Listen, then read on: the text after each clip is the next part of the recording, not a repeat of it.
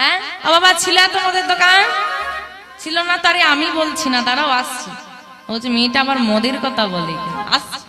সনাতন ধর্মের একটা বড় অংশ নাস্তিক রয়ে গেছে।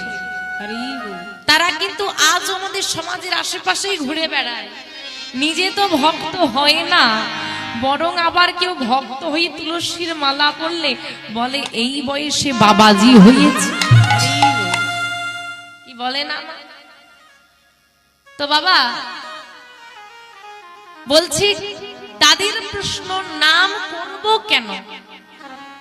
যদি বলে নাম করব কেন, কি হবে, কি পাবো, তাহলে বলে রাখি শোনো, সাধনা করাটা তোমার কর্তব্য, এটা তোমার কর্ম। মায়েরা তো সন্তান জন্ম দিয়েছ, তার ছেলেটা খেতে চাইলে খেতে দাও, আমাকে